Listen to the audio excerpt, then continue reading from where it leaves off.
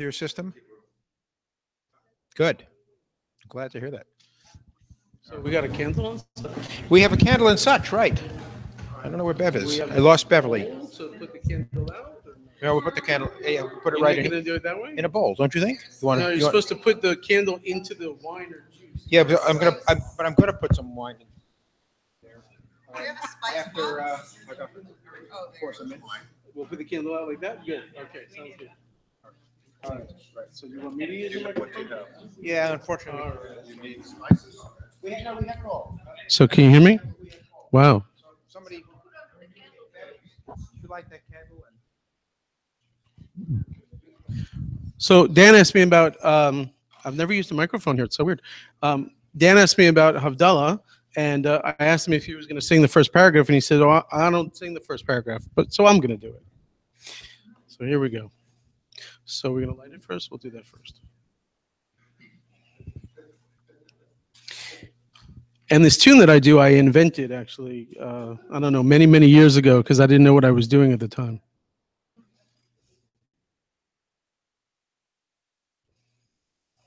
No.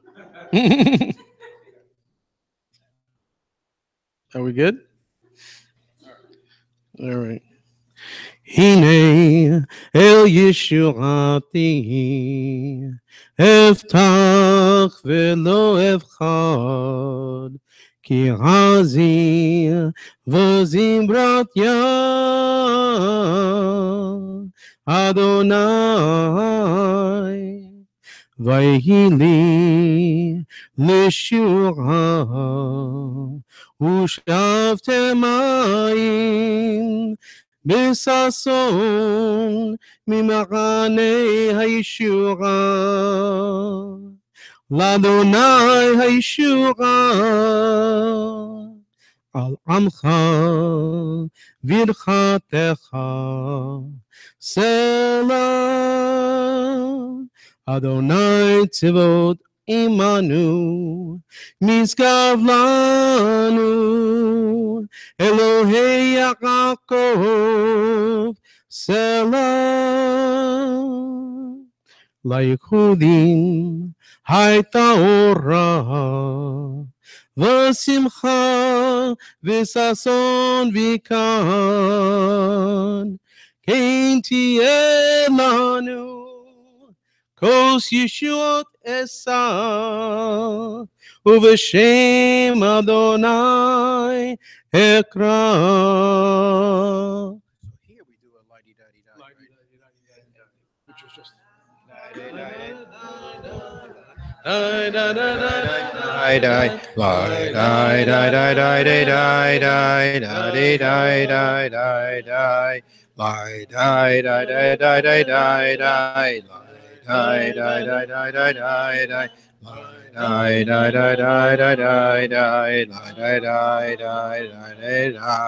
Baruch atah Adonai Eloheinu melech haolam Borei peri hagafen Borei peri hagafen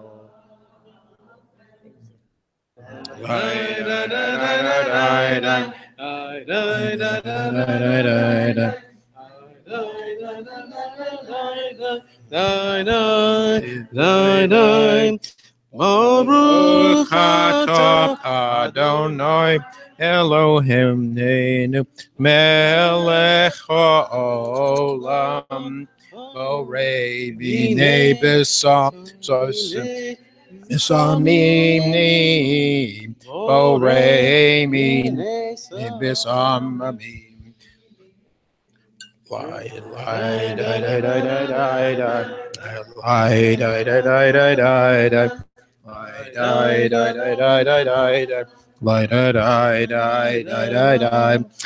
Baruch atah Adonai Eloheinu melech haolam Borei morei ha'esh Borei morei ha'esh You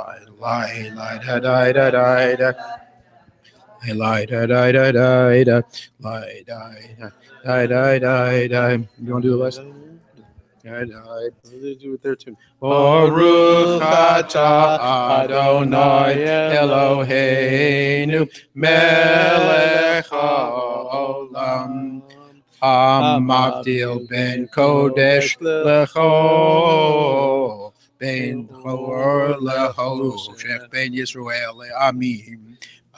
Keep going. Ben Yom Hashvi. Ben Yom Hashvi Shemei Baruch atah Adonai Eloheinu hamavdil ben kodesh lecho. Lie, die, die, die, die, die, die.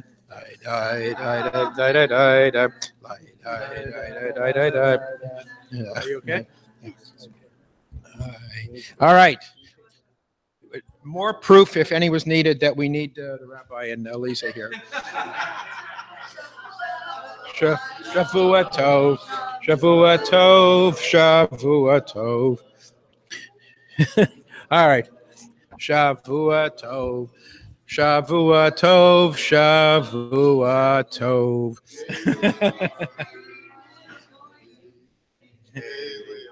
Hu hanavi, Eliyahu hatishbi, Eliyahu hagiladi, bimheira biyamenu, yav Eloheinu, Moshiach ben David, Moshiach ben David. Good. All right, good. So we're going to capture the talk this evening, streaming video. And thanks for all the help. So that will occasionally be for this, particularly when we get to Q&A. So tonight we brought back for an encore a member of the congregation and a professor at the Naval Postgraduate School. Jonathan Lipow, waving his hand back there. His mother is here. Thank you for being here. And his daughter, Eleanor, is here. So I'll start with the bottom of his resume, which is that he did his military service as a combat engineer in the Israeli Defense Forces. He has a bachelor's from UCLA, and then a master's and a PhD from Berkeley. He's really an economist. He's published papers in lots of the right places. Current research is really on government portfolio investment and military manpower problems. He's taught at a number of places, including Hebrew University, Berea College, Oberlin College. He's been a consultant to the Ministry of Defense in Israel and served as the Bank of America's Israel's country representative. And he's written extensively as a commentator on economic and political affairs for newspapers like Barron's and Jerusalem Post. He's got a new book out. It's actually not quite new anymore, but it's less than a year. About a year. Survival. It's the economic foundations of national security. Roughly right? Yeah. So the last time Jonathan was here, he talked about immigration, which is a chapter in that book. And as you recall, he's an economist. So he said, why don't you just auction off green cards? And we all said, what? And then as he talked, you see the sense of it. And tonight he's agreed to talk about another chapter in the book, which is healthcare. Now, we all are experts in healthcare, or at least we all are connected to healthcare. But we're going to hear an economist's view, someone who knows both the United States' system and the Israeli system, and is in a good position to compare them. God, he will keep him straight. And so, Jonathan, thank you for being here. Thanks for having me. Shavua tov. Okay, before we get rolling, there's a requirement from the adult education people that everything we do has some connection to Judaism.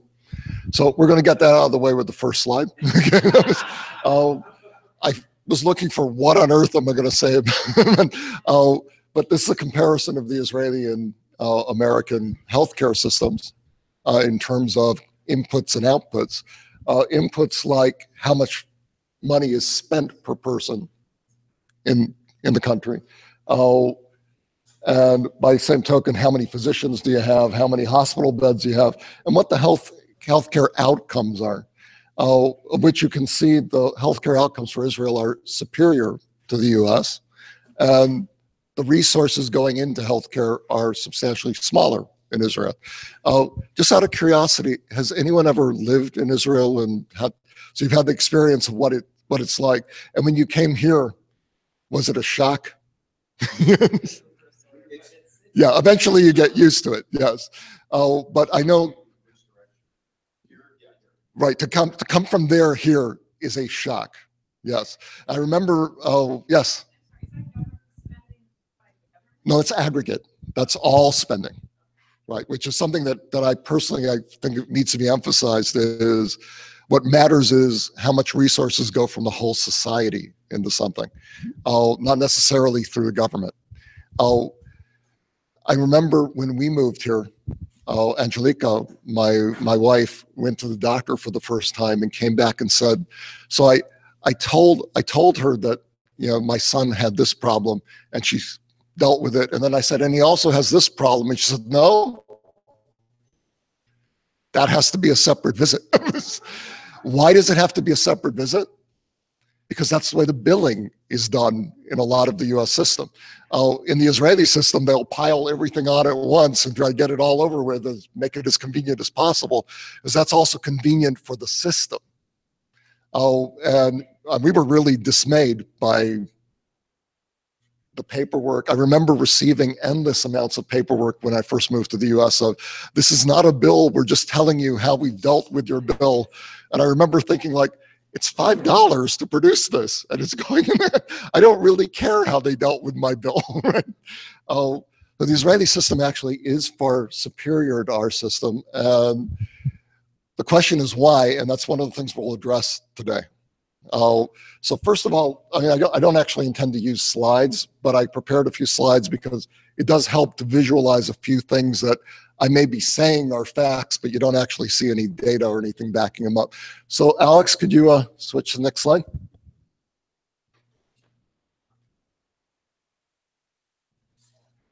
See, Eleanor, you were supposed to do this. That's my daughter, Eleanor.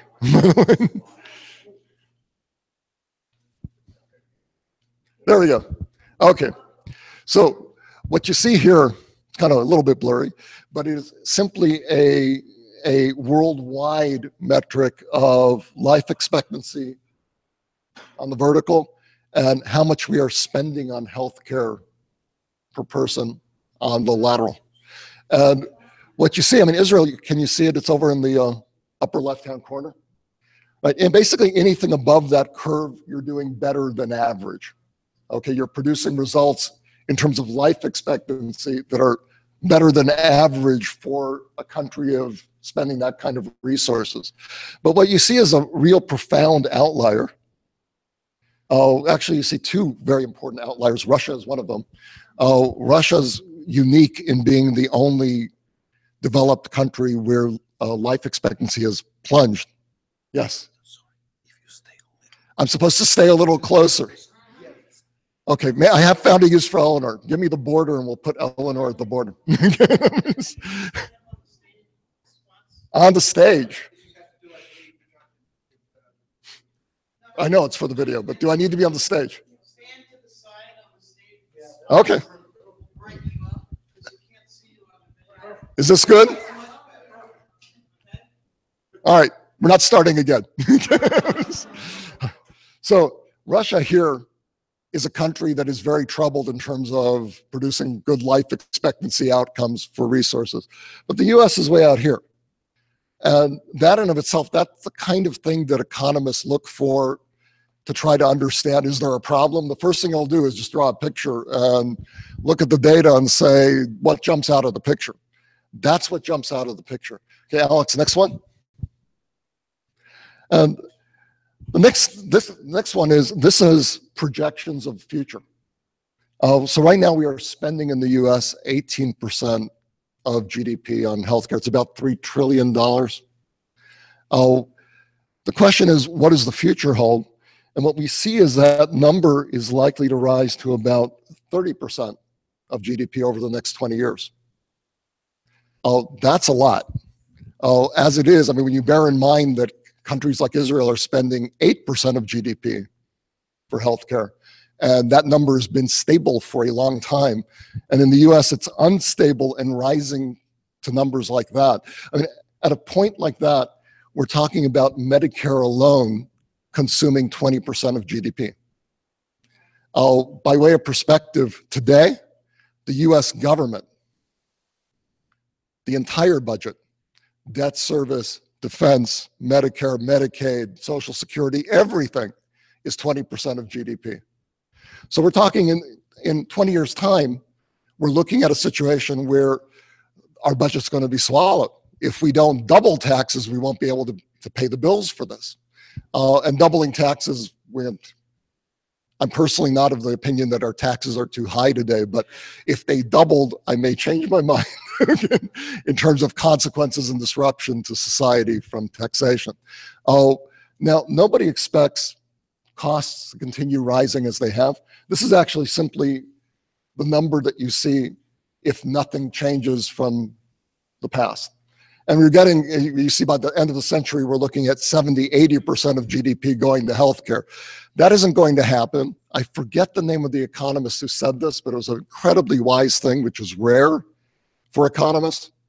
And he said, a trend that can't continue forever won't.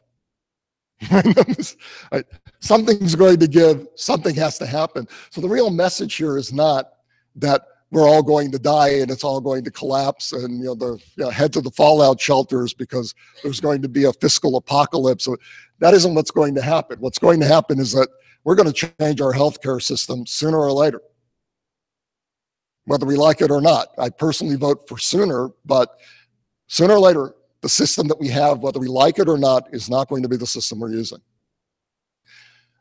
Now, why is this happening? Again, we want to drill in. Where can we find hints of what's gone wrong? Next slide. Oh, why did I put this slide here? Okay, this slide is just a quick one to establish something. This is a very comprehensive survey that was done of 11 developed countries, looking at their healthcare systems to catch something else that we do care about, which is maybe we're spending a lot more on healthcare, but we're getting a lot better healthcare. And maybe that doesn't manifest itself in life expectancy. There are other things that matter too. Thinking back to my days in Israel, I had a hernia. This is already getting painful. I had a hernia. And I was in what's called a Kupat Cholim, and they were taking care of me. And I waited a year for my hernia operation. Now, I didn't die. I wasn't at any risk of death. It didn't show up in any data that I had had bad service or anything, or that the system was wrong. But it would have been nicer had that been dealt with sooner, right? By way of comparison, to understand the Israeli system and its logic, my son, 2 years after that, was diagnosed with a brain problem. He had a cyst in his skull that needed to be removed, and that was life-threatening. And that was done instantly by the best doctors around. I mean, we had this international expert they brought in. There were dozens of foreign students following him around, and everything was done amazingly well and instantly because they're operating on models. And their model of care says a child with a life-threatening condition goes to the front of the line. And a middle-aged guy with a hernia goes to the back of the line, and that's just the way it is. Nevertheless, let's say that we had a system that was very expensive, but allowing everybody to get service quickly. Maybe that's what we want. When you drill into the quality of care data, what we find is that the US actually is the lowest rank of these 11 countries by metric after metric of quality of care. That we're not actually, not only are we not producing life expectancy very well, but we're not producing good care. We're spending too long in hospitals, too many complications, too many problems. Not relative to Ethiopia, but relative to other developed countries like us. And of course, we are spending by an order of magnitude more than any of these countries on healthcare. That's what that was there to establish. But the next slide, I hope, is the one that I really wanted to show. Next slide. That's the one. This is the one that, as an economist, this one grabbed me and said, there's something very important in this picture. So what this is doing is looking at, I'm sorry that this cut off the age when I did the slide, but this is from birth through, I think it ends at the age of 100. And it's looking at how much is each country spending on people at different ages that they are. And what you see is that the US is the red, and what you see is that the US is spending more than other countries throughout almost the entire age spectrum of patients. But nothing at the beginning jumps out and says there's something very unusual and strange going on there. Where does something jump out? This is actually 65. This is 65. It is when people retire and transition to Medicare, the costs in the US go up fantastically relative to other countries, which they go up in all countries, right? Reality, older people need more medical services. The costs go up in all countries. But by here, there are very few people in their 90s around. But by the time you get up here, the US is spending 9 times as much per person as some of these other countries. And again, we're not talking Ethiopia, we're talking Sweden, Britain, Germany, Spain. Oh, that's what jumps out. It also explains why we have that built-in increase in spending as a whole that's going to be out of control, which is, it's not that healthcare is getting worse than it used to be in the way we're managing it. It's simply that we're getting older. And let's look at our congregation and think back to what it was like 30 years ago and what it is now. This is something that's happening demographically everywhere in every community. Actually, one of the few exceptions is Israel, which is a remarkably young society for a developed country, where birth rates are very high and there's lots of immigration of young people. But almost every other developed country is seeing this aging. And so that rise of spending from 18% to 30%, to left unchecked, 50 or 60% of GDP, is really simply saying, as people transition from here to here in terms of the proportions of the population, spending is going to go wild because you're pushing people into a system that is extremely expensive. Yes? What do they do in Sweden that in the last 10 years or so, Yes. see the diagram actually goes down? It's like, considering plateau. I'm not going to tell you. I don't know. It is quite possible that what they decide to do is at a certain point, they simply say, not worth treating you at 90. You're going to hospice care. We'll deal with discomfort and let it go. The Swedes are very, they're very public policy oriented. As a society, they have the ability to say, we're not going to do that. That's not efficient. This is not efficient. That's how they manage to function with such a big government sector. So maybe that's what's driving that, but I would just be guessing. What I would care about is this compared to that is something that really catches the eye.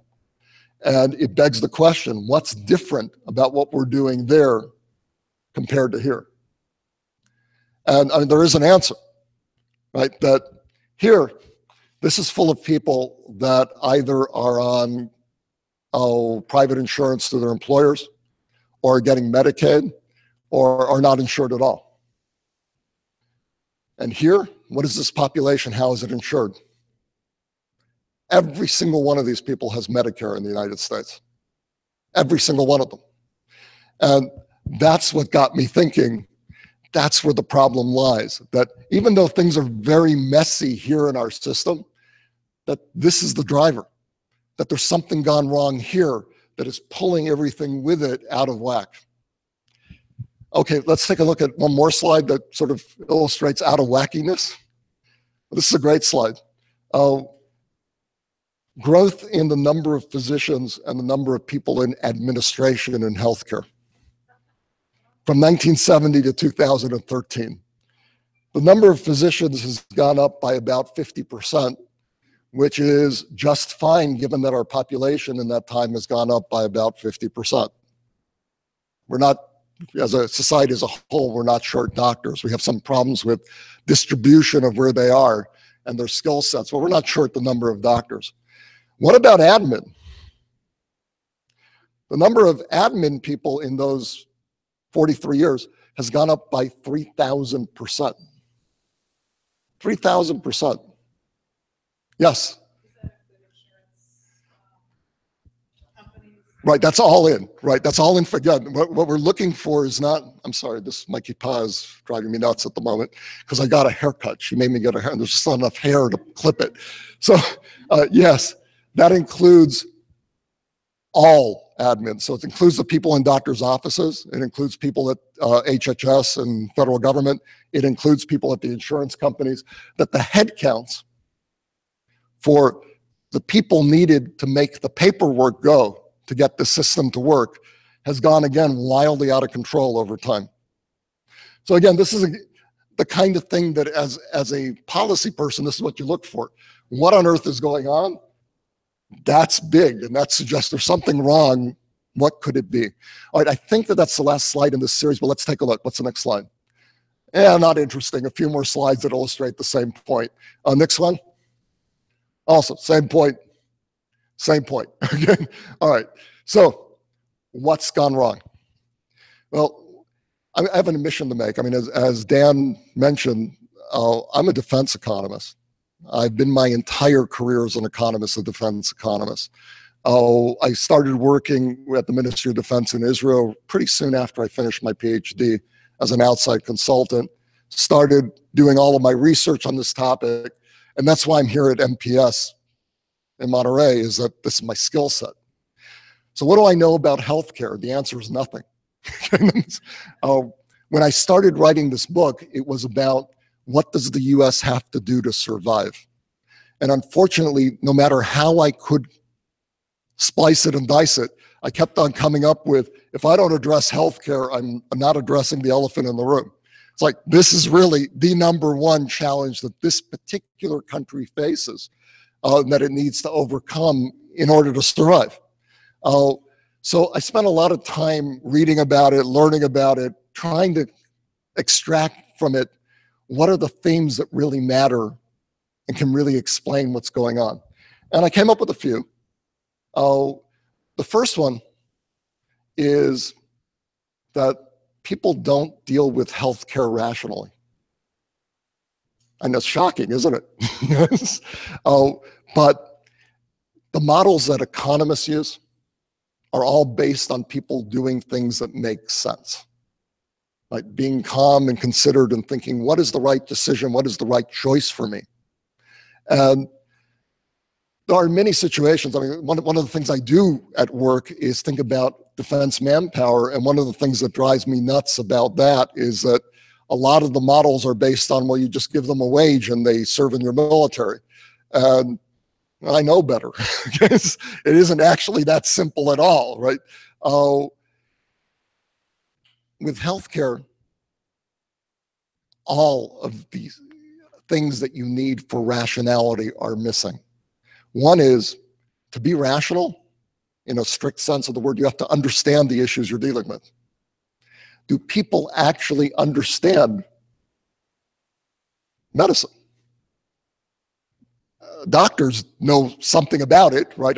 You know, we did want to have doctors here tonight. We could not get a single doctor available from the congregation, which I find shocking. They're all elsewhere at the moment. But we wanted doctors here. That's all? That's elsewhere? That's the best you can do? Well, you might end up being mobilized. We'll see. Yes. But I know that Dan had an idea of having a whole panel of doctors, and we got nothing. People, when they're dealing with healthcare, they don't understand the issues. They don't understand how to think about the problems. Yes? Are you assuming that Americans are less knowledgeable than all those other countries? No, not at all. This is everybody. So why would rationality? Because it feeds into what kind of system do you want under these conditions. And I'm not assuming, I'm going to tell you. The Israelis and some of these other countries have systems that take into account the absence of people's rationality much more than the American system does. That's what I'm going to argue, and in a very straightforward way. Well, number one, they don't understand what they're talking about. Number two, they're prone to emotions that we know cause people to make analytical mistakes, like fear, like pain, like loved one in danger, things like this. And they respond in all sorts of ways that are not rational, like I'll do anything. I remember I told you about my son, my father, my late father, his response when he heard about this was, we have to bring Gabriel to the United States to the best doctors ever. And my sister, who's a physician, said, that can easily cost $1 million for this kind of thing. And he isn't going to get better care than he's going to get in Israel. Now, why could she say that? She's a doctor. But my father, we have to do everything. That's one response. Another response is, this couldn't be happening to me. Right? That's a common response when people get ill, or it's not really true. That kind of stuff, those kind of psychological characteristics of human beings, cause them to make mistakes about healthcare. And if they're making mistakes about healthcare, you can be sure that they're also making mistakes about health insurance. Like, I thought it would be useful, but now that I look at the price they want, I feel fine. I'll be fine winging it. That's perfectly sensible, not sensible, but it's a perfectly normal behavior that you can see in a person. And second, these are two characteristics of a lot of modern economics today. Does everyone know who Janet Yellen is? Yeah, Janet Yellen, the head of the Federal Reserve.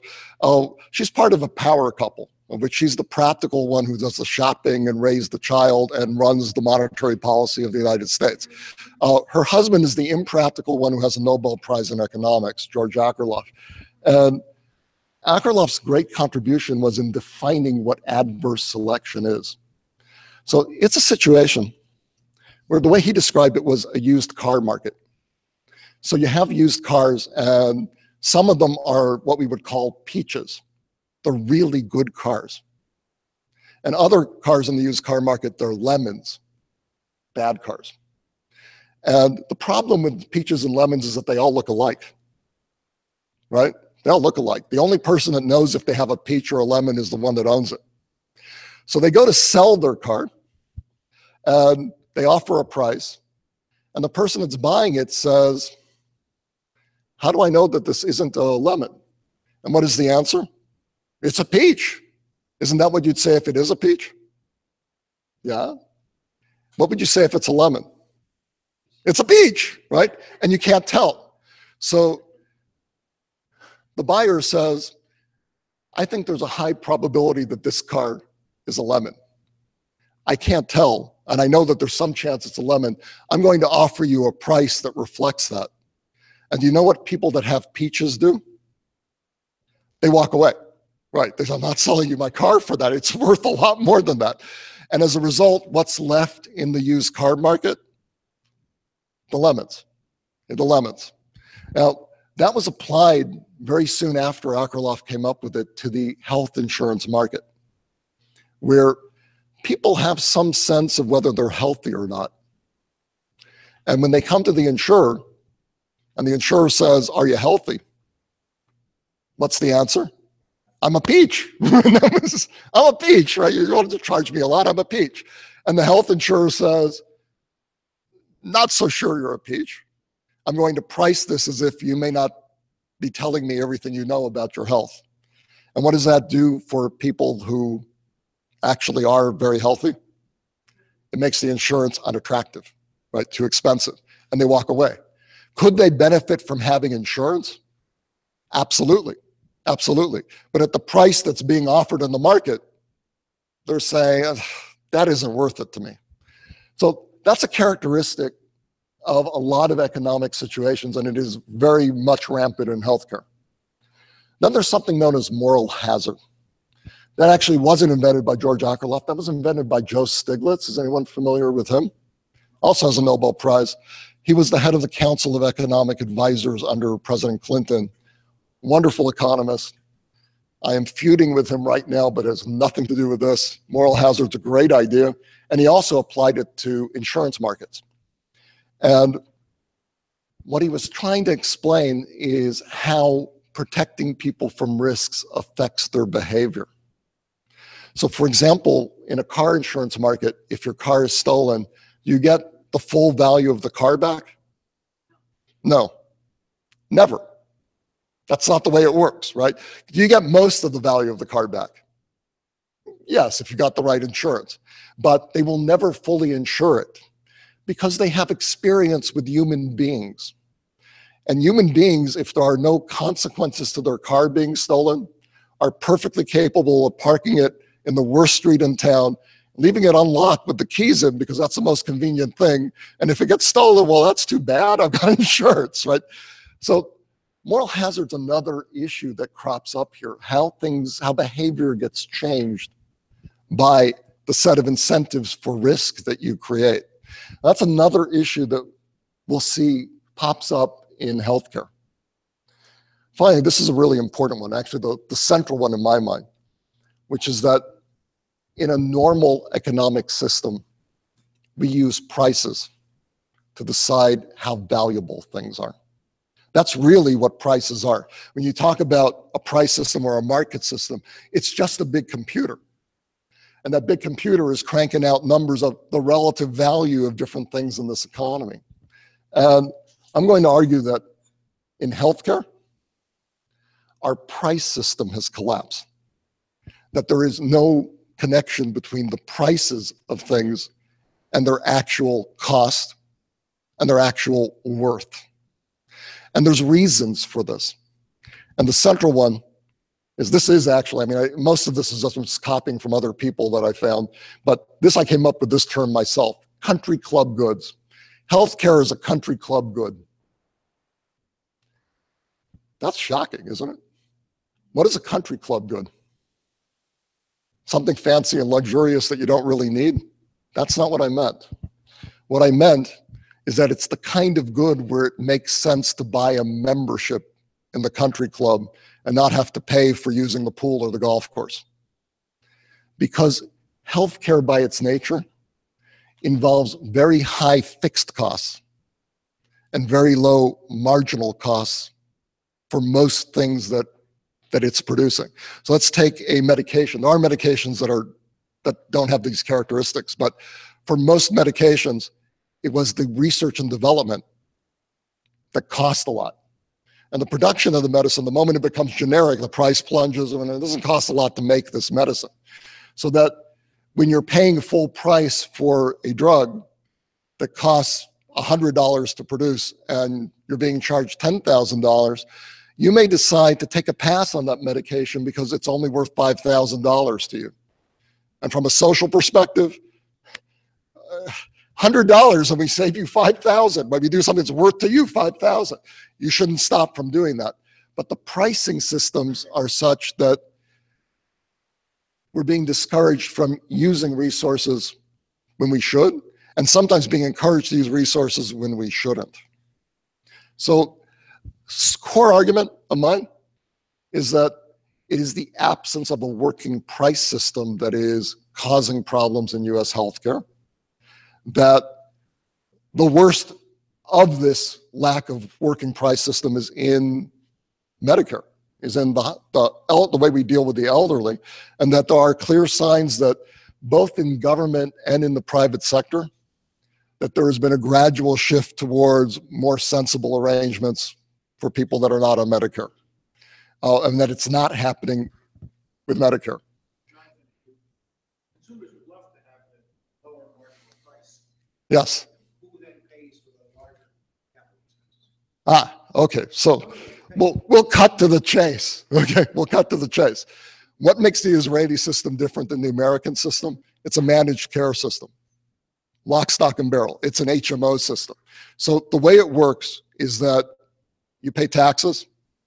Every single citizen in Israel, and many residents as well, receive a voucher, effectively a voucher. You don't actually receive anything physical. You show up at one of the 4 HMOs and you sign up. And then they report your information to the government and they get paid for having you in the HMO. And once you're in the HMO, you know how much that operation for Gabriel, my son, cost me? Nothing. Nothing. Yes. No, there's no penalty for not signing up. There's also no logic in not signing up because there is no cost to you in signing up. Hence, if you show up and say, I forgot to sign up, the answer is, oh, you forgot, let's sign you up. Right? Right? You just passed on 2 years of free stuff, right? Okay.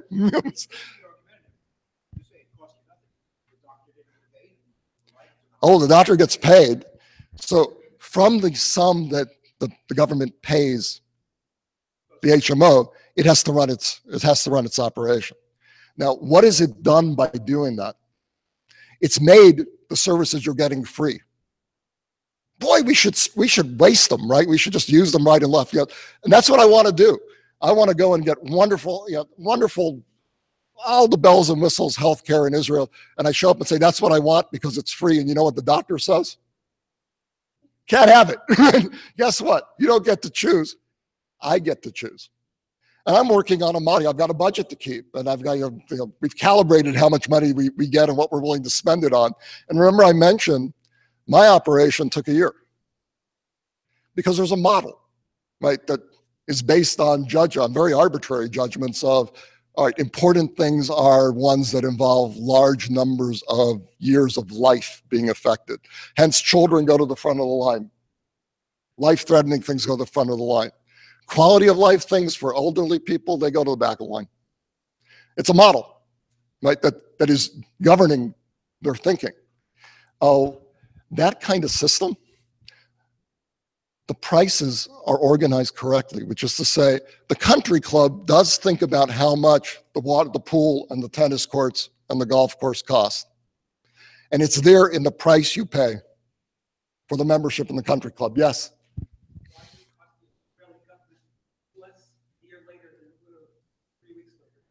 I missed that. I'm sorry. What's the advantage of putting it off? What's that cost?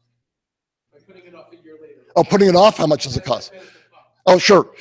Simply that the amount of resources they've tasked to this kind of operation, the number of hospital beds and physicians tasked with doing these kind of things has been cut down sufficiently that it's created a line.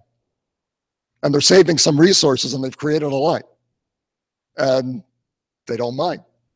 Right? Whereas there are other things where the capacity is very high relative to the number of patients you're going to get. So things like organ transplants, there's actually, I gather, big capacity in the US for that as well. Is that true? Yeah. But in Israel, there's also big capacity for that. And when it's a life-threatening, you need a heart thing, you don't have to wait. They have all the resources ready and waiting. Yes? I'm sorry, can I get off here? Because I don't hear so well. And whoops. And I don't stand so well either. What was that?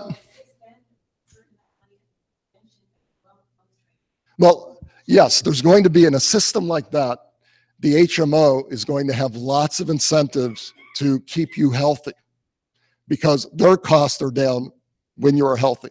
Now, they're also going to have some incentives you're not going to like. So in a system like we have in Medicare, in most of Medicare, when a patient goes into a doctor's office, things are not free, but the patient is not covering a lot of the cost. What is the interest of the physician to do in terms of run up bills, right? Do stuff. And what about the patient? How does the patient feel about it? Why not? Right, it's good for that. It might be good for me. It might keep me healthy. Does running up a bill for the government violate an oath that a physician has taken? Not that I know of. And you make more money, and that's okay. To an economist saying, and you did something to make more money is not outrageous, right? And you're not hurting your patient. Okay.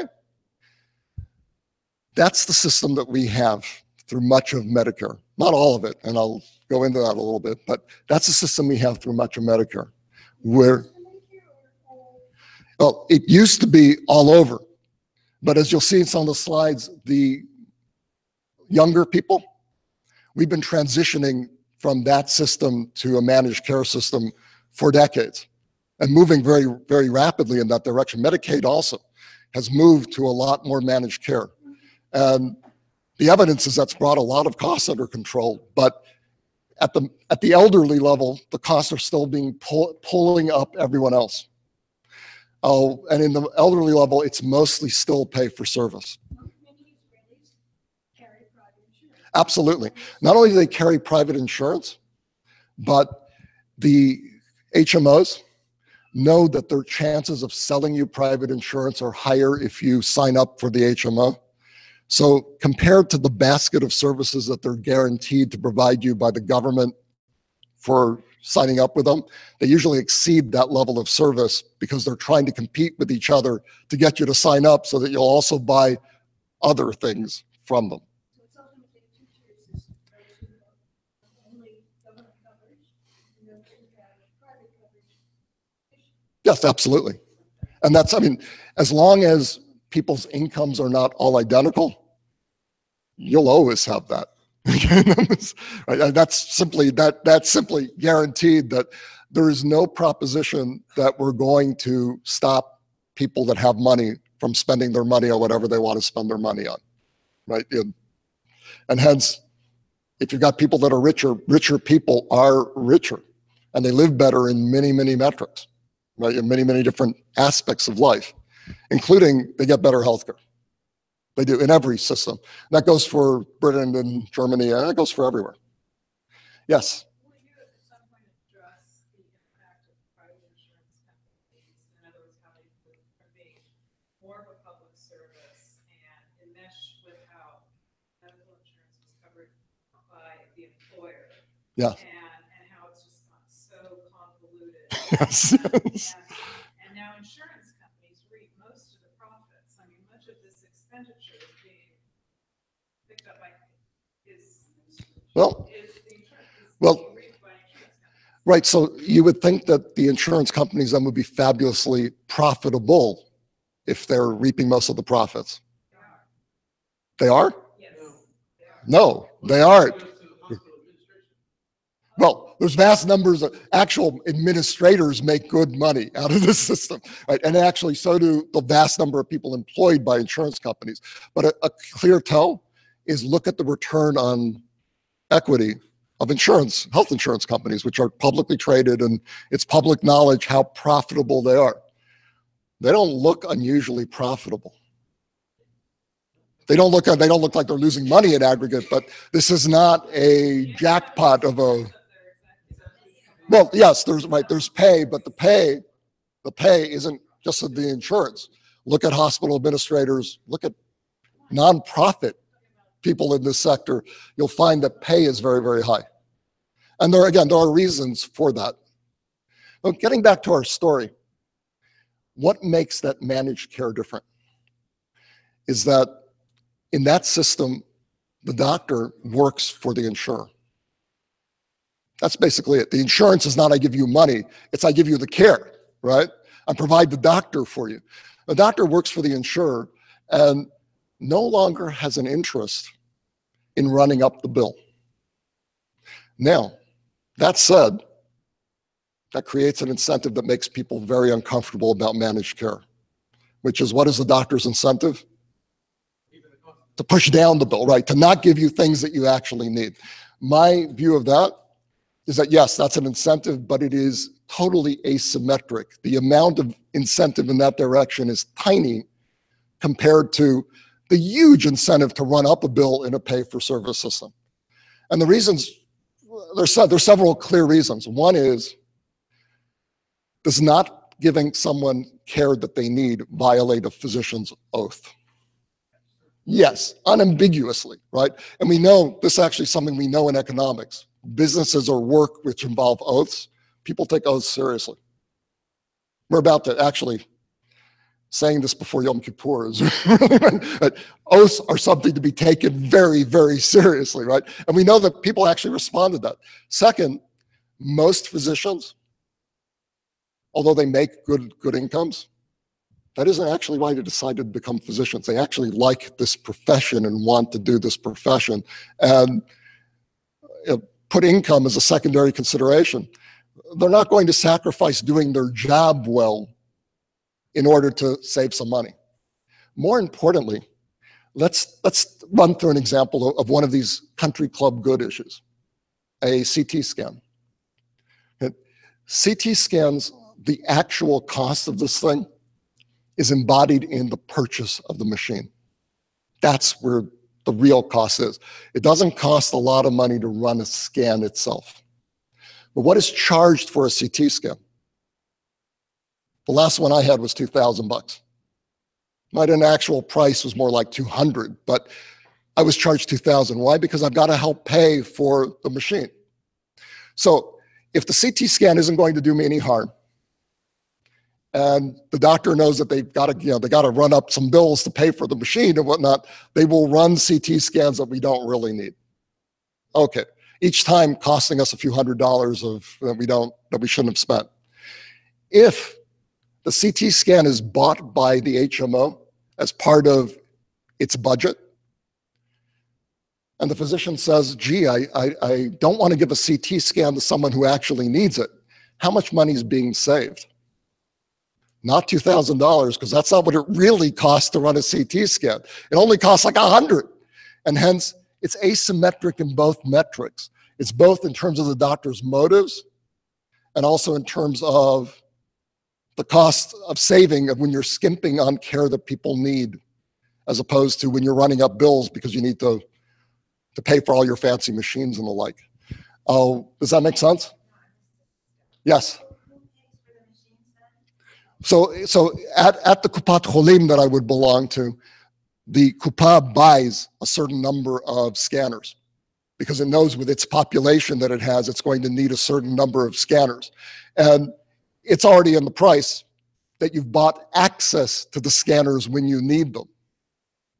Now, does it cost something to operate them? Yes, it does. And as a result, a physician will say, if you don't need it, I'm not going to waste this money. But the actual amount of money it costs to say you do need it and I'm sending it is like 1/10 of what we charge for a CT scan in the US. Okay. Actually, the absolute worst billing I've ever been exposed to was my son's, when he dehydrated. He went to Camp Tawanga. I'm familiar with that camp. Came back dehydrated. I'm not complaining to the management of Camp Tawanga, but came back dehydrated. My sister took a look at him and said, might be appendicitis. We took him in. He received morphine for pain, a traditional x-ray that is not fundamentally different technology than 100 years ago. And he received the IV of, to rehydrate him. And we received a $7,000 bill. And I pointed out, that's an imaginary number, right? You just made up that number. And they were like, of course we made up that number. It's got to pay for the hospital. It's got to pay for all of these things, right, to have them there. It is far more efficient in that kind of setup to have something where you pay once for the right to use the hospital, as opposed to every time I walk in the door, I get charged. It's why the country club is organized this way. They could set it up so that each time you go and play, you have to pay. But they've learned a long time ago, it's actually just buy a membership, get it over with. What the Kupa in Israel does is it gives you a membership. I don't understand who pays for all that stuff. Somebody's paying for all that stuff. Absolutely. And that's the government. Yes. And you're paying through your taxes. I mean, So you have a tax. Yes. That will cover the cost of enjoying. That's right. We have like a payroll tax in Israel. I'm not Israeli anymore, so I shouldn't say we. But the Israelis have like a 4% of income payroll tax that goes to the Kupot Cholim. And how it's divvied out amongst them depends on which one you signed up for. So they simply come with their list of, I got this many people. And then you say, well, that's how much money we're going to give you. That's how that actually works. So it's basically single pay. It's basically, Single payer. You pay everything in. yes, And then yes. What concerns me about single payer is that it's become a mantra. of the solution is single payer. And actually, when I look at this, they tend to be proposals of Medicare for everybody. And that's what I say, but Medicare is where everything is blowing up. The solution is not to roll that out for everybody. It is true that all of these more efficient systems are single payer systems, but there are other things as well, and they're just as important that they're these other things. Yes, that's right. It's not optional to make this work. It actually is a part and parcel of making it work. Yes.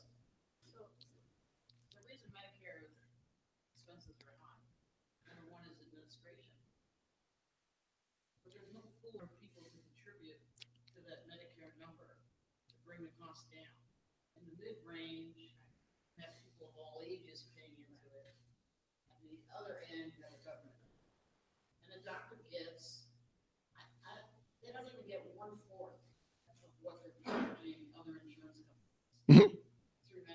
Yeah. So it's not the Medicare system itself. That's the problem.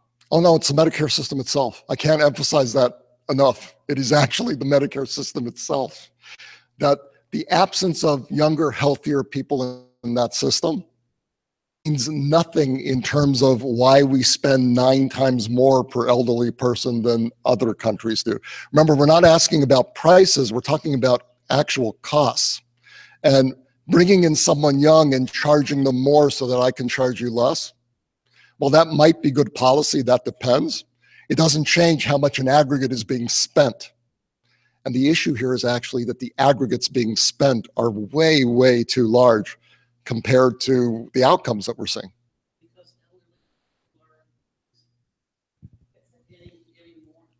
I think what you're saying is a larger proportion is going to bureaucracy.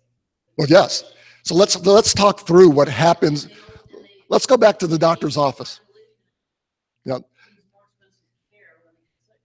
Let's go back to the doctor's office for a moment. Okay. So the doctor and you're the insured patient. And as you said so eloquently, as a patient, why should I care how much any of this is going to cost? Let's do it all. We run up a big bill and we send that bill to the insurance company. Okay. What does the insurance company want to do? Not pay. Not pay, right? Not pay. Not because they don't intend to ever pay, that could get them in trouble, but because insurance companies are a business, like all insurance businesses, they work on their float. That is, they're sitting on a bunch of cash that's earning interest. And the way they make their money is by holding on to that cash as long as they can. So they want to delay paying as long as they can. So the doctor or the hospital or whatever it is that billed them needs to invest in a lot of admin of people that have specialized skills to extract money from insurance companies. And you, as a member of that insurance company, you know what your interest is? You said, thank you, doctor, for running up the bill. And then you run to the insurance company and now you're a member of the insurance company and you know what you want? You don't want them to pay because that will make this system more, less expensive and my premium will be lower. It's great. So you're also perfectly happy that they don't pay on time. The doctor is spending a lot of resources on extracting that money from the insurance company. The insurance company is extracting a lot of resources on avoiding having to pay. And one thing, I don't like to say this, but it is dovetail and it's anecdotal, and I like to avoid anecdotal stuff. But my experience with insurance companies of all kinds is that the people that manage the money, the people that sell you things are generally smarter than the people that handle your claims. And that there are endless mistakes and confusion when it comes to handling claims that make it longer than it has to be to get things squared away. And I suspect that this is on purpose, that rather than say, I'm going to not pay you, they simply have people in there that naturally make so many mistakes that it takes forever to extract the money. Example of this, my physician in Peninsula Prime Care I went to they had a sign for flu shots, and it said, if you pay on the spot, $40. If you pay through insurance, we're charging you $100. that's the difference of how much to a doctor's office being paid in cash is compared to an insurance bill, because they might get more than 40 in the end from the insurance company, but by the time they are done with the entire production of getting paid, they might as well have taken the $40 from you. That extra admin is built into a pay-for-service system. And in a HMO like the Israeli HMOs, it simply doesn't exist because the doctor doesn't bill an insurance company. He works for the insurance company, right? There are no bills like that, and that entire layer of administration simply disappears. Simply disappears. So could we take a look at a few more slides? We can skip that. We can skip that too. And we'll go back to there. Okay, so this is from 1992 to, it's only 1998. Dang. Okay, well, this is actually when a big transition took place. The purple is people in managed care, as opposed to people in pay-for-service, in the employee, in the workforce, right? People that have insurance from their employers. And what we saw is that people have shifted basically to managed care systems. Now, not all of them are HMOs.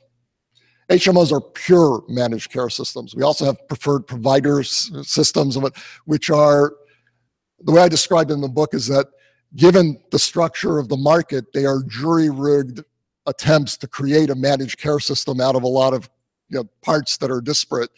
They don't run that smoothly, but they run better than pay-for-service. And basically, this is the private sector at work.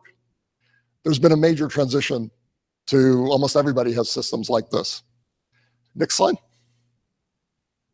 This is amongst Medicare, how many people are using managed care systems. As of 2008, it was 20%, which is, I remember in the private sector, it's now past 90%. And in Medicaid, it's around 70%. And as Medicaid, as it incrementally comes up, every state is shifting to let's provide them with managed care instead of providing them with a pay-for-service setup. But what you see in Medicare is that it's not responding that way. There was some progress during the 90s. This actually is explained by after Hillary Care's failure. The Clinton administration went on a big effort to shift to managed care in the mid-1990s, and you see it there. But then, it seems to have stagnated, and we're still stuck at 20%. And I believe that this is 9 years on from there. We're not fundamentally higher than that today. Now, how do people get managed care when they're on Medicare? Excuse me? Medicare Advantage, right. When it's Medicaid, nobody asks the recipients if they're going to get pay-for-service or they're going to get managed care. You're simply told, we're shifting, now you have to go to Molina Healthcare and they have a clinic and that's where you go. End of story.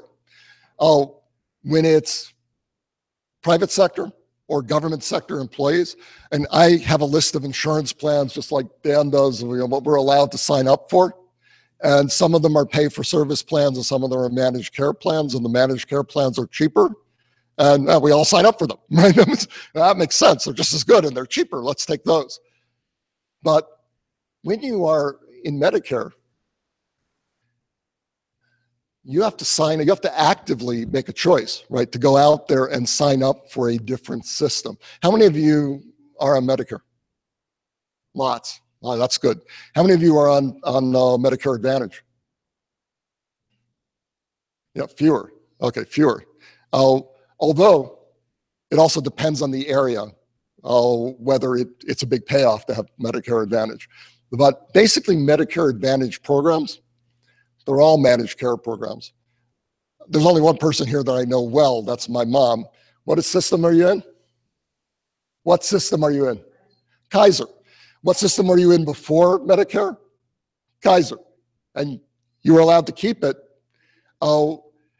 That's very common amongst people that they really like their managed care plans and they stuck with them because they're good.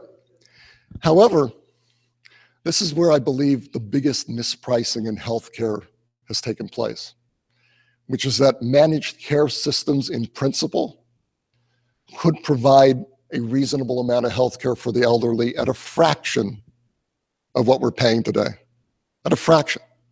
But there is no way to make it worth your while to take that kind of coverage under the current system. Because you can go to Medicare Advantage, but it isn't going to save you a lot of money. They can't pay you money for going to Medicare Advantage. Right? They can't say, thank you for saving $10,000 for the government, here's $5,000. You don't get money back. The only incentive Medicare Advantage really has to provide is that it actually provides better care. So I'm familiar with my mom's service at Kaiser. God, do they have good care, right? It's provided very efficiently, but in terms of do they still provide lots and lots and lots of stuff that you may be willing to pass on in order to get $5,000 or $6,000 a year back, right? There is no incentive for you to give up that $5,000 or $6,000 expenditure because it may not be worth $5,000 or $6,000 in terms of your health, but it's worth something, right? So why give it up when you can't be compensated for giving it up? And that brings me to the last part of this talk, which is some ideas for policy and changes that we might want to consider. One of the rules I had in the book is I don't finish any chapter without saying something that I think we can do constructive to make things better. Are you telling me that my mom is trying to say something? Yeah, thank you, Gary. Yes. Whoops.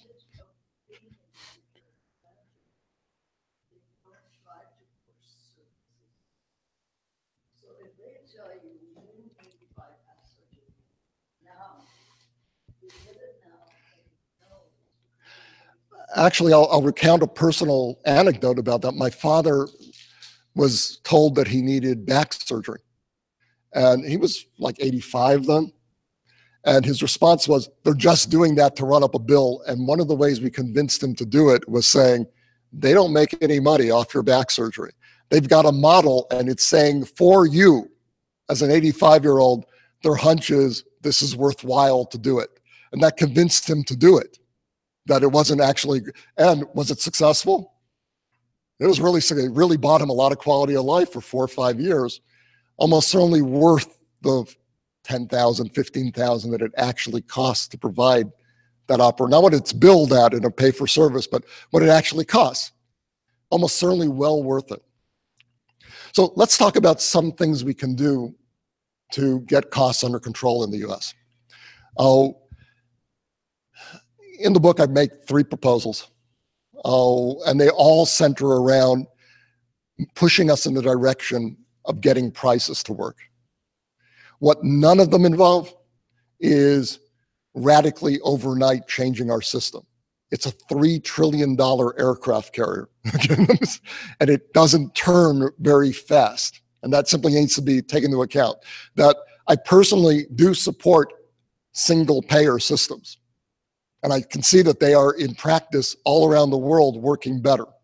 But we simply can't tomorrow say abracadabra.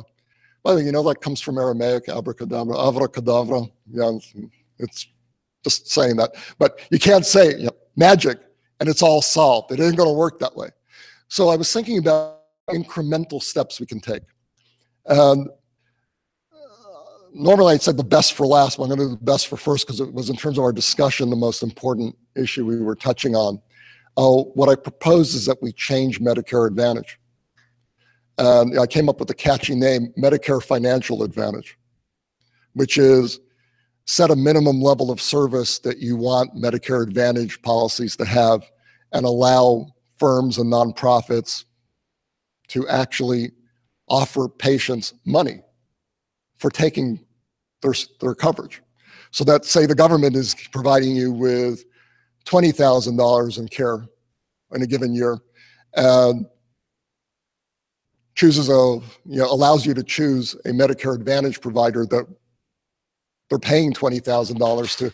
If that Medicare Advantage provider can provide you with a package of services for 10, let them compete for your business and offer you the $10,000 back for joining them. Now, that raises the question you raised right at the beginning. Are we talking about government money or the aggregate? And my emphasis is it's the aggregate. So that's not saving the government money, but it's saving somebody money, okay? Right? It's effectively saying the elderly will receive the actual money for that is saved from making their care more efficient, and they choose to do it. Oh, excuse me? There's only one, I think, for this area. Yes. Population.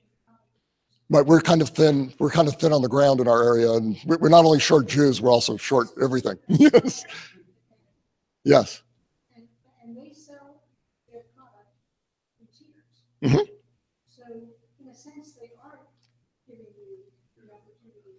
Yes, and there is some money that you can save by switching to some of these policies, because Medicare is not free, right? So it is possible to say, oh, but you won't have a premium in our program, and that's some savings that they get you. But it's a small fraction of the savings you can actually make out of this stuff by not running amok with what you provide. They won't let you for covering your deductibles and stuff. No, and that's because of something we raised before called moral hazard. That the purpose of the co-payments is to cause you to tell the doctor, I don't think I want that a little bit, just a little bit. And if you're covered for that too, the entire model of how that care system works blows up, okay? Which is why, again, you really want a Kaiser-like system, which says, we don't actually need a copay because we're the ones that decide if you get this or not. So your incentive, whether you want it or we don't need to give you a disincentive to take care. The ultimate disincentive is we're not paying for it and not giving it to you. Does that make sense? Okay. I know I'm simplifying something that's really, really complicated. And some of you have used the term that, that this is an incredibly complex, messy system that has evolved. And that is exactly what I'm doing, is doing what economists do, is look for underlying what really matters in this big mess. Yes. Yes. Yeah. Right. Yes. Yes, they do. So their investment is not to run a bill. Mm-hmm. Because they want to make sure that they're maintaining certain amounts. Absolutely. Yes. So that works if you have doctors who belong to that system. Mm-hmm. Kaiser has a phenomenal amount of doctors, not in this area. Mm-hmm. And it works. And big cities, San Jose, they have a small. They just opened in Santa Cruz, actually. So they're marching in our direction. And there are many other organizations like this. I'm sorry, I interrupted. Yeah. Mm-hmm. Because we know that not all doctors are students. Yes. And so we want to be able to go to the ones we think are the best ones for us. Mm-hmm. And we want to be able to make a choice. Medicare offers that program. Yes. Medicare system is not. Absolutely. And that is, in the book, I spent a lot of time discussing why Medicaid has gone this direction and Medicare hasn't. And it has everything to do with politics. That the clientele of Medicaid is low income by definition, unlikely to vote by definition, definitely unlikely to be a source of a lot of campaign contributions by definition. And to add insult to injury, many people in Medicaid are there only temporarily. Hence, the payoff of me as a Medicaid patient, smashing, screaming and shouting about I'm not happy with this and whatnot, and I refuse to do, is very low anyway, because I'm going to, hopefully I'll leave that system. I'll do better and be out of it. Once you've joined Medicare, you're in for the rest of your life. We're talking about the demographic group that is most likely to vote. We're talking about the demographic group that is wealthiest relative to other age groups and contributes the most to political campaigns. They have a vested interest in keeping keeping Medicare the way it is, and they've got the resources to back that up. And as a result, Medicare is very, very resistant to any kind of forced change. People want something, they're going to, right, which is why I crafted this proposal to be one where nothing is forced, right? We're simply up to you. If you choose to exit the system and join another more efficient system, you get to keep the money and it's up to you. And my hunch is that what you will see at first is that this will be very popular amongst low-income people, where the marginal benefit of an elderly low-income person of getting some money out of this system far outweighs the direct benefit they're getting from the health resources. And that you'll see that spread over time as you see that the outcomes are not turning out to be any worse. No, they don't have any choice. No, well, that actually depends. Yeah. Right, that depends, right? So in the pay-for-service Medicaid programs, which are dying, they have theoretically choice of physicians, but more and more physicians are not willing to work that system, because the way they are trying to squeeze out costs is by cutting compensation to a point where people don't want to be taking Medicaid patients.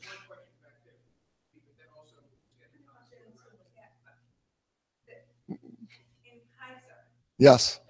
There must be 6, 8, 10, choices of a Kaiser physician.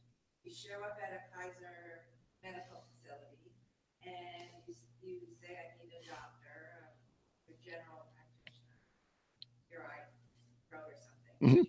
You can choose from a couple of them. Why does single payer mean you can't choose at all?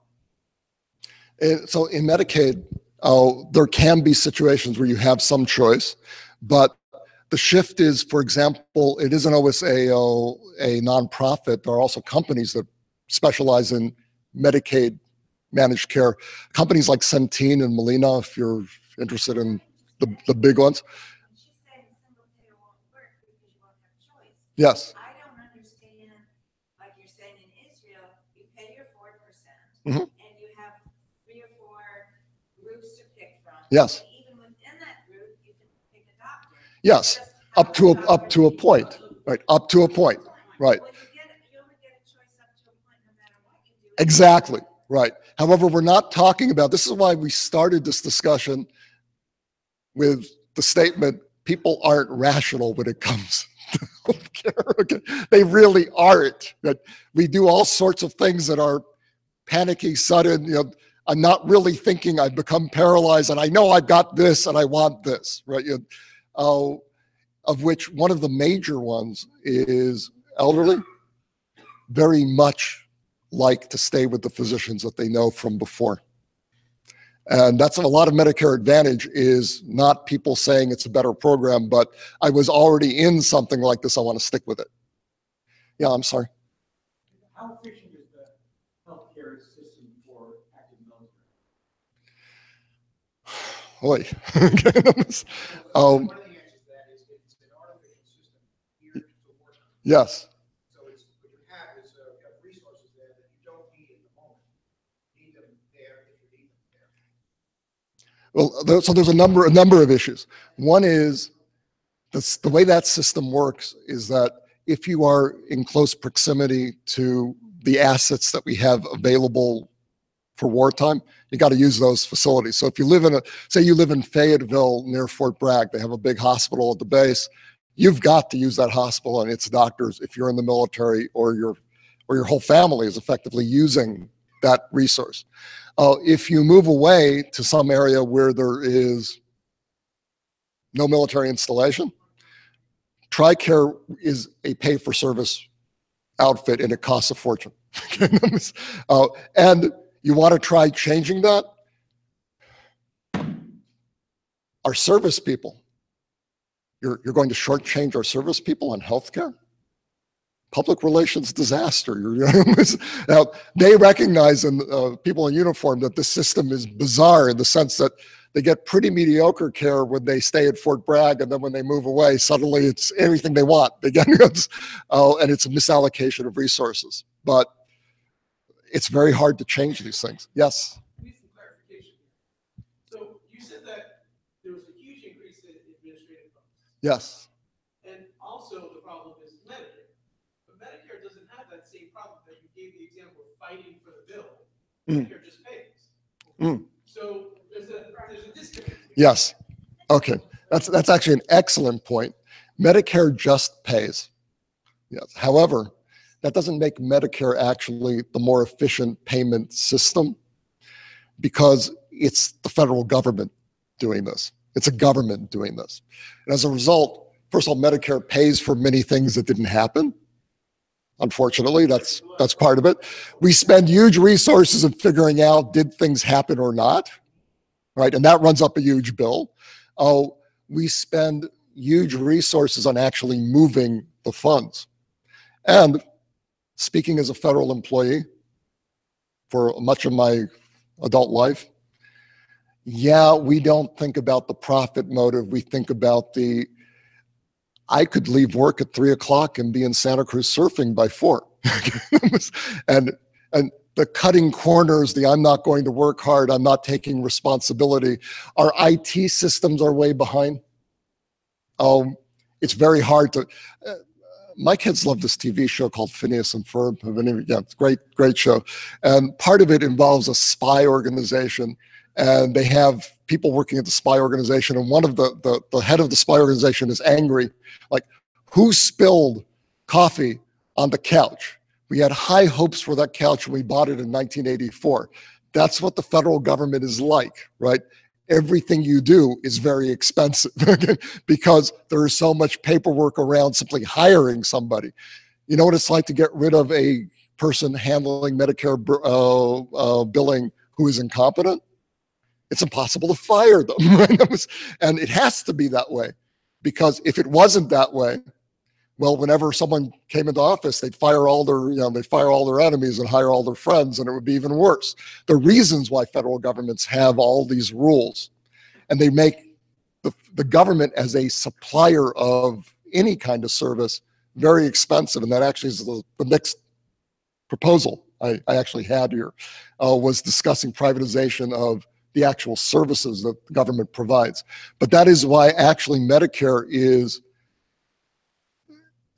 as far as we can tell, more expensive than the private sector in terms of the admin burden that comes with it. Yes? So one of the biggest differences in total cost between HMO and Pay for service. Yeah. is the assumption that you made that, which I'm sure you have support for, that doctors, when they're not incented to keep costs down as a whole, across the whole country, in every place, are basically inflating the cost dramatically, and that's where the difference is. Otherwise, if they were There are a lot of extra services used that we know. well, two things. One is that they don't own the equipment, so they're trying to pay for it. Right. Well, for instance, if you are working for a hospital, the hospital will give you pressure to bill, right? Because they have all of this fixed costs that they need to cover. And hence there's pressure. That's what the emergency room bill I paid was about, was, well, They raise the price, or they give you things you don't need. I guess that's it. Just charge a lot for something that doesn't cost anything, or they do both. They do both. Yeah, they do both. We see that on both ends. Yeah. Of how much less it costs. Yes. One of my sister's a piece of advice to me was if you ever are offered an operation, something that's not covered, always bargain on the cost. You'd be amazed what these things can cost if they're not in the insurance, in the insurance world, right? So it is both run up bills by doing extra things, of which some of them are very inane examples, like the one complaint per visit, right? It's another visit if you have another complaint. It doesn't matter that we could deal with it in 2 seconds, because that's the way the billing is structured, and I want to run up the bill. And it is another to say I charged $5,000 for something that costs $500, because that actually is needed in and of itself to cover high fixed costs.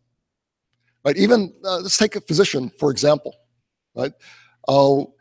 What makes a physician expensive, and physicians are rightly so expensive, it's that you took a very, I don't want to like boost your ego too much and out of control, but you take very high quality people who could do many other things, and they have to work really hard for a lot of years to get good at this profession.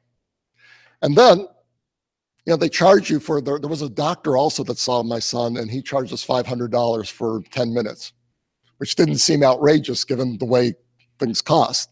But what you're really paying for is all those years that the physician put in, not the actual marginal value of those 5 minutes. Okay, not worth $500, right? Excuse me? That's right. He need, right. And often it isn't that the physician is running up the bill because he wants to play golf or anything. It's that if they don't make, right, they have to pay for fixed costs. In a Kaiser-like system, there's something on a salary that makes up their fixed costs. And their time is charged at what's the actual marginal value of their time and how many hours we want them to work. Yes. How do physicians' incomes compare in some of those countries like Sweden, Germany? They're substantially lower. They're lower. How much lower? I don't know. I know that in Israel it's about half. In terms of once you net out all these things that make it non-comparable, it comes to about half. Both for primary practice physicians and specialists. Well, specialists definitely in Israel make more too, primarily through private stuff that they're doing, but they still don't make what even close to what U.S. physicians make. That's education's a lot cheaper, and many of the Israeli physicians I know, what they say is they enjoy practicing in Israel much more. That there's much, and people that I know that work at Kaiser's tell me, yeah, they pay you less, but God, is it so trouble-free, and you don't need to deal with billing, you don't need to deal with this, and you don't have people telling you, how come you took 10 minutes with a person when you got to get them moving through it because we got to get the bills up. Right? They let all that go at Kaiser, and they much prefer working there. And that is, I think, a common experience amongst Israeli physicians, that they often say, like, I could make more in the U.S., but when they look at what that entails, it's not that attractive. Yes. I take exception to your cynical view of physicians. Was I cynical about physicians? I beg to differ. You're saying that they are prone to require services because they'll make more money. And I just fundamentally take exception to that. And I think your premise that these HMOs and managed healthcare services run by models proves my point. The outliers, maybe this doctor wants to give me an MRI because there's a 10% chance that this is the only way I'll find this possible ailment. With a model, it's going to say it's not worth it. Yes. It's going to cover your outside the profile. This is what works for 5% Yes. of our patients. And you're And almost all of these systems, including the Israeli ones, you can say, my discretion was this person, I felt they needed to do it. Now you will be asked about it and have to explain, but I take great exception to physicians requesting a service and being denied by bean counters in my insurance company. okay. Who say that is not worth it. Okay, so you've raised several things all at once. Okay, and I want to address each one because they're important. Every other question will have hardly scratched the issue. So it's some, this is an endless discussion. Yeah, so let's just keep going on that. Yes. So so first is the first is this question of am I cynical about physicians? I beg to differ. In my argument about physicians and incentives, I said that their behavior was likely to be, and we actually know this to be true, asymmetric depending on the incentive structure. That when they are confronted with a situation where behavior is required to keep their oaths, to do their job properly, they will do things that hurt financially in order to do that. Or in other words, they won't cut corners on service in an HMO system because they're doctors first. But place them in a situation where they are not doing harm to their patient and making more money. It is not actually cynical in my mind to say they will respond to that incentive rationally and sensibly. But you raise something else too, which is bean counters. This is a classic problem that comes up again and again in healthcare and is perhaps the most central element of irrationality in the way we run the system. So we actually have some experience with this at DOD. I work with a guy who is an internationally recognized expert in the valuation of human life. And he did an analysis of a certain program for up-armoring vehicles in Iraq and found that it was not cost-effective. And it was in the papers and whatnot, and they went after him. Actually, Ash Carter, who at the time was Secretary of Defense, went after him because this was such an embarrassment. And he doubled down by saying, well, you know, DOD is the only agency of government that doesn't have an established value for a human life to make policy choices. And that really got the Pentagon, you know, screaming and shouting, because how can you say that a soldier's life is worth only this many dollars? But the reality is that that's exactly what we do. We do it all the time, whether we like it or not. And we also know for certain that there's a dollar number that things are worth. When my sister had this argument with other physicians, the ammunition I gave her to fight back with was do a thought experiment. Is it worth nothing to save a human's life? You wouldn't be willing to spend a penny to save another human's life. Most people say, of course I'd be willing to spend resources. Okay. Then ask, is it worth $18 trillion to save a person's life? Well, if you spend $18 trillion on saving a person's life, the rest of this country doesn't eat for a year, which means the rest of us are dead, right? Right? Hence, not worth 18 trillion. Somewhere between 0 and 18 trillion, there's a number. Right now, we think that number is somewhere around $6-7 million for saving a generic human life, as I say, one that's not adjusted by age. Simply the generic person, you can save them. And that number actually informs a lot of decisions that we make in a lot of different parts of government, not at DOD and not in much of our healthcare stuff, where we see that a lot of the spending on, particularly in Medicare, is we are doing things that prolong life for maybe a few days, right?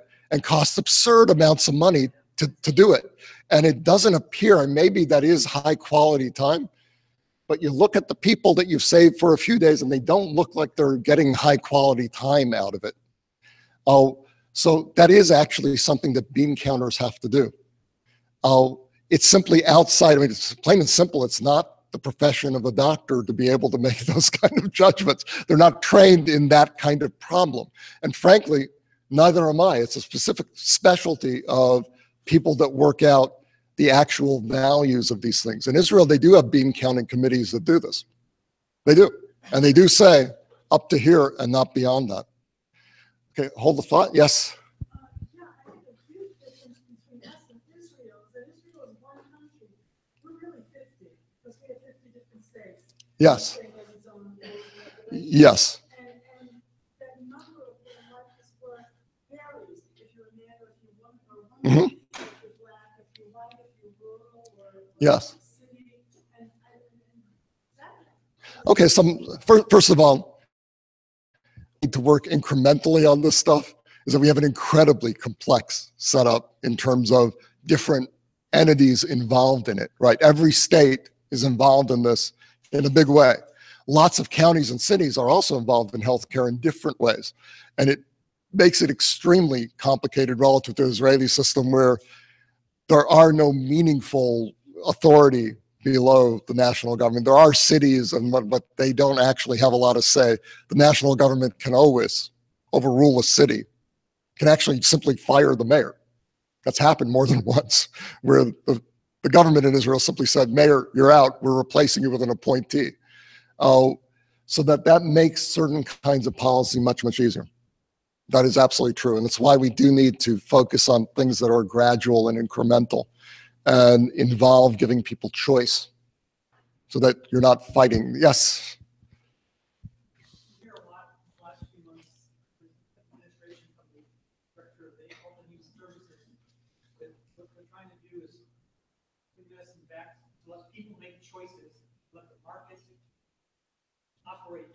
Yes. Let people make choices. But one of your very first comments was, the people in that market don't really have a clue. Yes. How to make the right choices. Yes. So is that a non sequitur? How can you have an efficiently running market? People that have to make the choices don't have a clue Right. how to make those choices. Okay. Now we're moving in towards the punchline kind of stuff, the kind of what do we need to do politically to make this stuff work? Oh, yes. Most economists would share that view, that this is not the kind of good that markets are going to allocate efficiently because you don't know what you're buying and you're scared out of your wits and you don't know how to analyze any of this stuff. And that's not the kind of market that makes for, it's not like the market for potatoes that you learn in Economics 101 and see how efficient it is. It doesn't work that way here. And it is why, even in the US, like there is massive government intervention in this market. And there is in every country on earth because these markets don't work for healthcare on their own. They simply don't.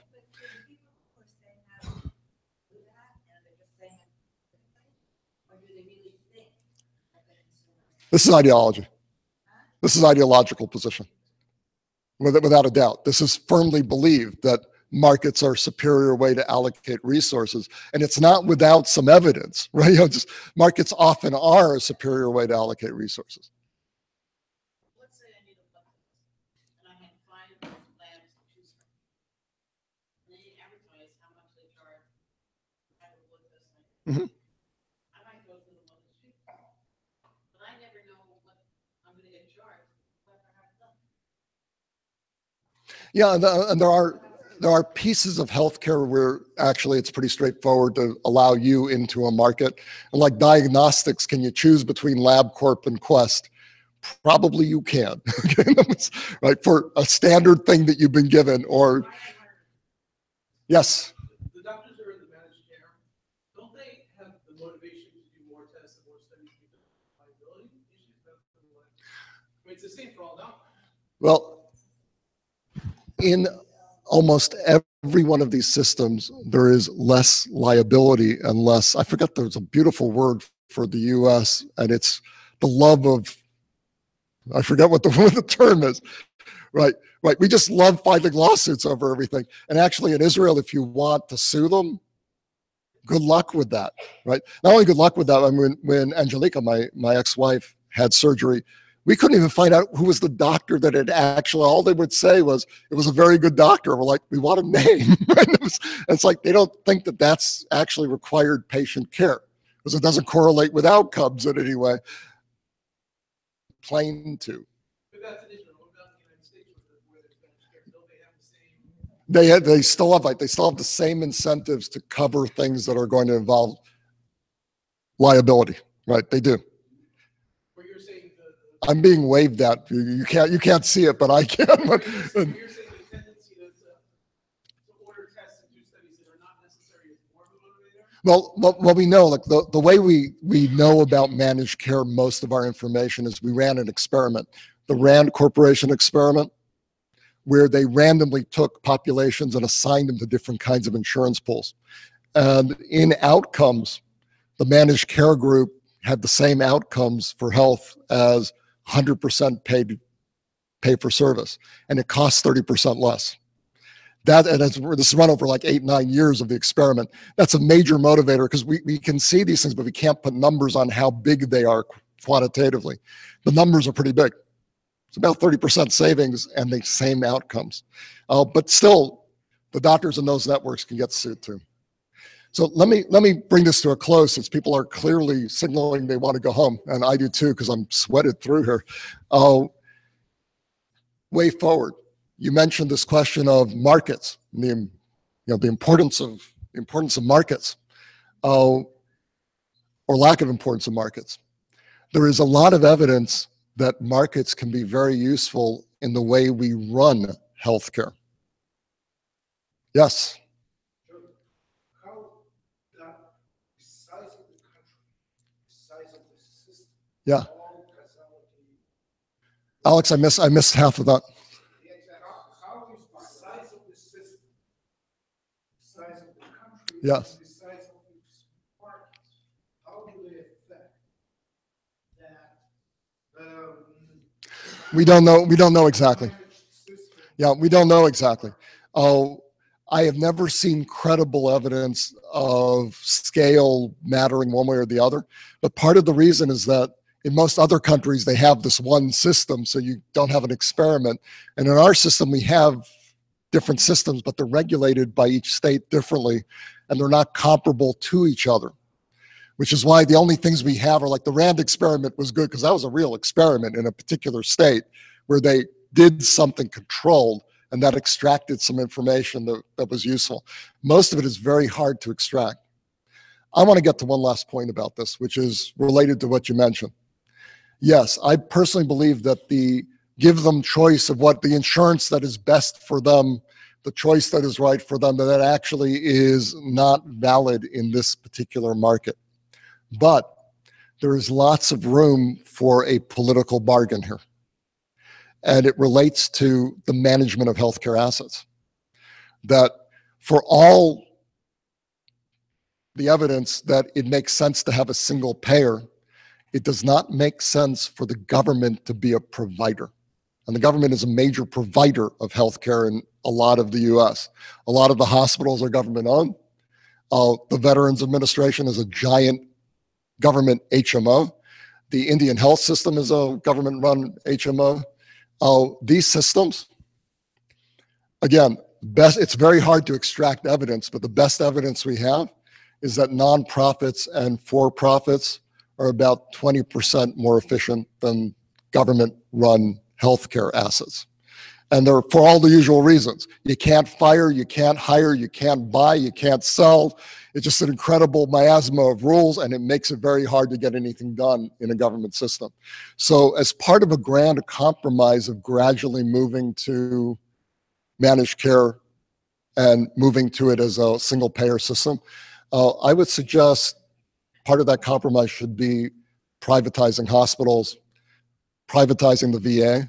In the book, I discuss partial privatizations. There are reasons why you don't want the VA to be completely private owned, but there's a lot of evidence that if you make it into a government owned company and float half of it on the stock exchange, it'll become more efficient, even though the government still controls the board of directors.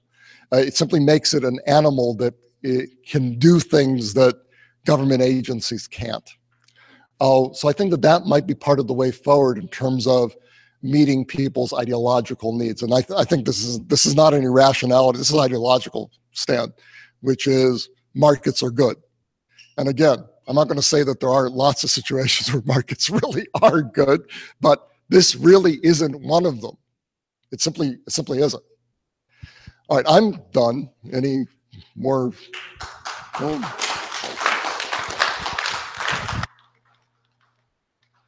Every question we could possibly